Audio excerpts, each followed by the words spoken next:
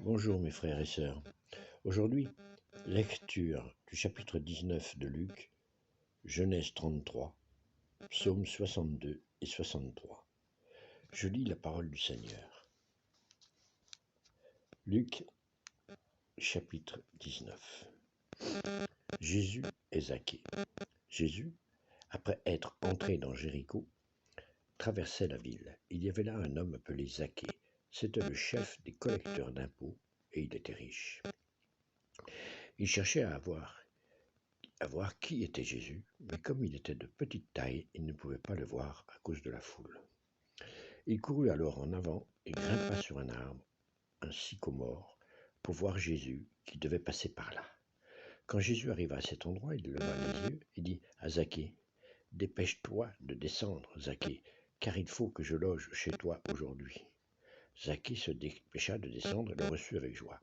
Tous ceux qui virent cela s'indignaient et disaient, « Cet homme est allé loger chez un pécheur. » Zaché, se tenant devant le Seigneur, lui dit, « Écoute, maître, je vais donner la moitié de mes biens aux pauvres, et si j'ai pris de l'argent à quelqu'un en le trompant, je vais lui rendre 4 fois autant. » Jésus lui dit, « Le salut est entré aujourd'hui dans cette maison, parce que cet homme est aussi un descendant d'Abraham, car le Fils de l'homme est venu chercher et sauver ceux qui étaient perdus. » La parabole des pièces d'or. Jésus dit encore,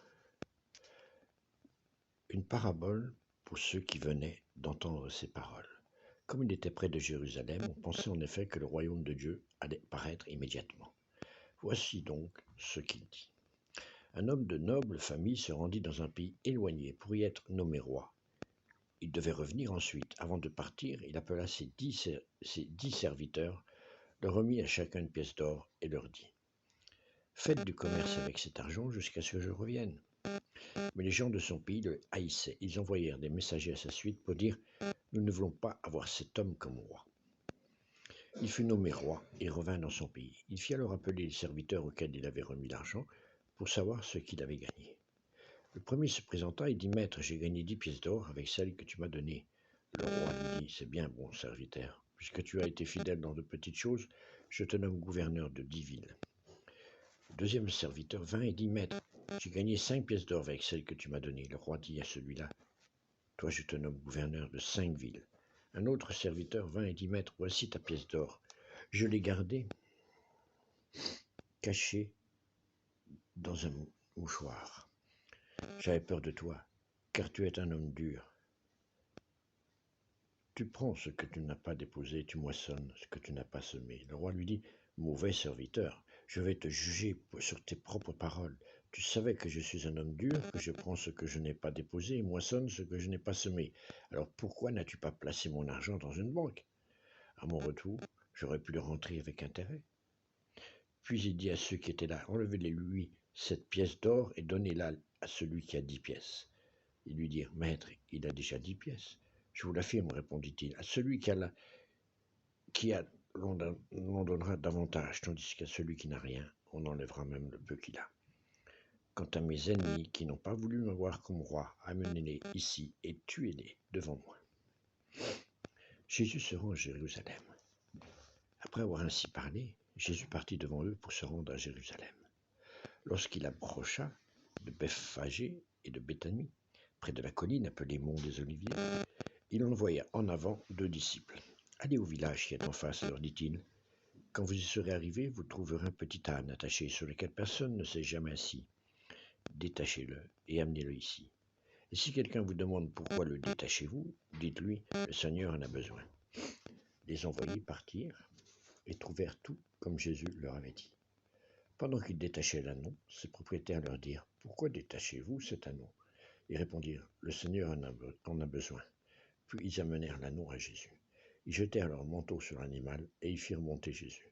Tandis qu'il avançait, les gens étendaient leurs manteaux sur le chemin. Comme il approchait de Jérusalem, par le chemin qui descend du mont des Oliviers, toute la foule des disciples, pleine de joie, se mit à louer Dieu d'une voix forte pour tous les miracles qu'ils avaient vus. Ils disaient, « Que Dieu bénisse le roi qui vient au nom du Seigneur, paix dans le ciel et gloire à Dieu. » Quelques pharisiens qui se trouvaient dans la foule dirent à Jésus, « Maître, ordonne à tes disciples de se taire. » Jésus répondit, « Je vous le déclare, s'ils se taisent, les pierres crieront. » Jésus pleure sur Jérusalem. Quand Jésus fut près de la ville et qu'il la vit, il pleura sur elle en disant, « Si seulement tu comprenais toi aussi en ce jour ce qui peut te donner la paix. Mais maintenant, cela t'est caché, tu ne peux pas l'avoir. Car des jours vont venir pour toi où tes ennemis t'entoureront d'ouvrages fortifiés, t'assiégeront et te presseront de tous côtés.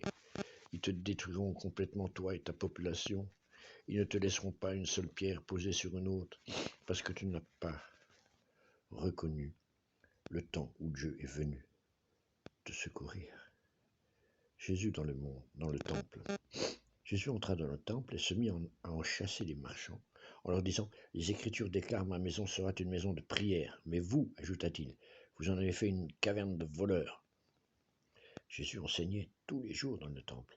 Les chefs des prêtres, les maîtres de la loi et les personnages importants du peuple cherchaient à le faire mourir, mais ils ne savaient comment y parvenir, car tout le peuple l'écoutait avec une grande attention.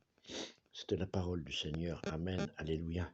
Chapitre 19 de Luc. Nous allons voir maintenant le psaume 62.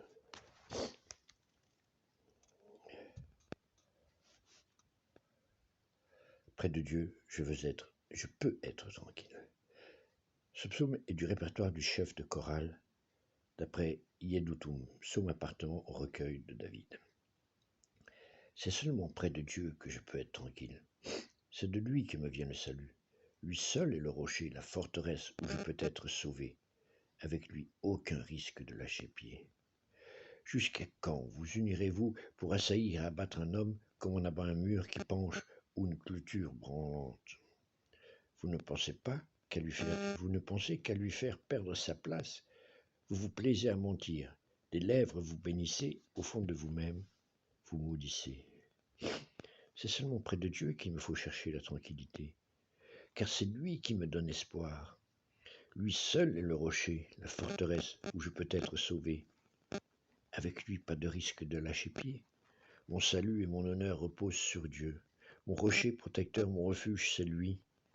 Vous qui êtes là, fiez-vous toujours à lui, confiez-vous à lui. Confiez-lui ce qui vous préoccupe. Dieu est pour nous un refuge.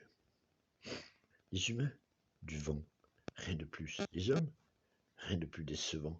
Sur la balance, à eux tous, ils ne pèseraient pas lourd. Ne vous fiez pas aux méthodes violentes. N'espérez rien de ce qui est pris de force. Si vos ressources augmentent, n'y accordez pas d'importance. Plus d'une fois, j'ai entendu cette parole de Dieu. C'est à moi qu'appartient la puissance. À toi aussi appartient la bonté, Seigneur, car tu traites chaque homme selon ce qu'il a fait. Amen. Psaume 63. Ta bonté vaut mieux que la vie. Psaume qui appartient au recueil de David. Il fait allusion au séjour de David dans le désert de Juda. Dieu, tu es mon Dieu. Je te cherche, j'ai soif de toi. Tout mon être soupire après toi, comme une terre aride, desséchée, sans eau. Dans le temple, je t'ai cherché du regard pour voir ta puissance et ta gloire, car ta bonté vaut mieux que la vie. Je proclamerai ta louange toute ma vie, je te remercierai. En levant les mains, je dirai qui tu es, je serai comblé comme rassasié des meilleurs morceaux.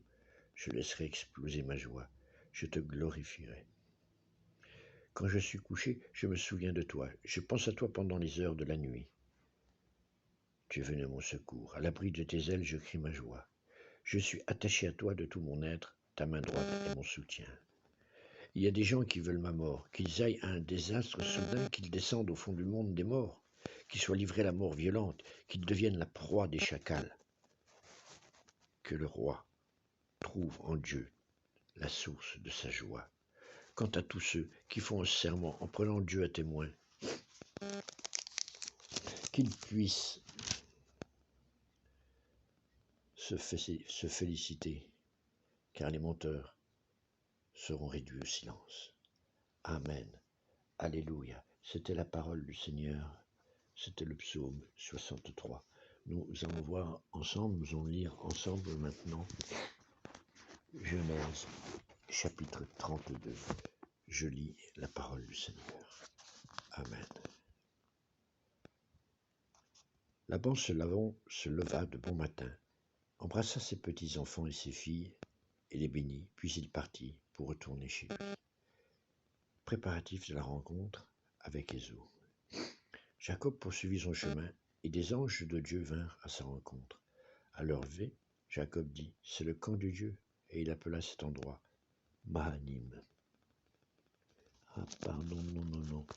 C'est Genèse, j'en étais à Genèse 33, j'ai lu Genèse 32 hier. Prenons Genèse 33. Réconciliation entre Jacob et Ésaü. Jacob leva les yeux et regarda. Il constata que Ésaü arrivait avec 400 hommes.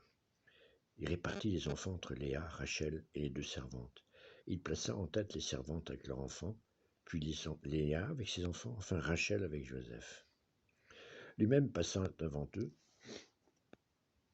et il se prosterna à terre 7 fois, jusqu'à ce qu'il soit près de son frère. Ésaü courut à sa rencontre, l'étreignit, se jeta à son cou, l'embrassa et ils pleurèrent. Ésaü leva les yeux, vit les femmes et les enfants et demanda, « Que sont ceux-là pour toi ?» Jacob répondit, « Ce sont les enfants que Dieu a accordés à ton serviteur. » Les servantes s'approchèrent, elles et leurs enfants, et se prosternèrent. Léa et ses enfants s'approchèrent aussi et se prosternèrent. Ensuite Joseph et Rachel s'approchèrent et se prosternèrent. Ésaü demanda, « À quoi destines-tu tout le camp que j'ai rencontré ?» Jacob répondit, « À trouver grâce aux yeux de mon Seigneur. » Ésaü dit, « Je suis dans l'abondance, mon frère, garde ce qui t'appartient. » Jacob répondit, « Non, je t'en prie, si j'ai trouvé grâce à tes yeux, accepte ce cadeau de ma part. En effet, je t'ai regardé comme on regarde Dieu et tu m'as accueilli favorablement. Accepte donc mon cadeau qui t'a été offert, puisque Dieu m'a comblé de grâce. Je ne manque de rien. » Jacob insista auprès d'Ésaü et celui-ci accepta. Ésaü dit, « Partons, mettons-nous en route, je marcherai devant toi. » Jacob lui répondit, « Mon Seigneur sait que les enfants sont fragiles et que j'ai des brebis et des vaches qui allaitent. Si l'on forçait leur marche un seul jour, tout le troupeau mourrait. Que mon Seigneur prenne les devants sur son serviteur. De mon côté, je suivrai lentement au pas du troupeau qui me précédera et au pas des enfants, jusqu'à ce que j'arrive chez mon Seigneur à Séhir. » Ésaü dit, « Je veux au moins laisser une partie de mes hommes avec toi. » Jacob répondit, « Pourquoi cela ? Je veux seulement trouver grâce aux yeux de mon Seigneur. » Le même jour, Ésaü reprit le chemin de Séhir. Quant à Jacob, il partit pour Sukkot. Il se construisit une maison et fit des cabanes pour ses troupeaux. Voilà pourquoi l'on a appelé cet endroit Sukkot. La famille de Jacob à Sichem.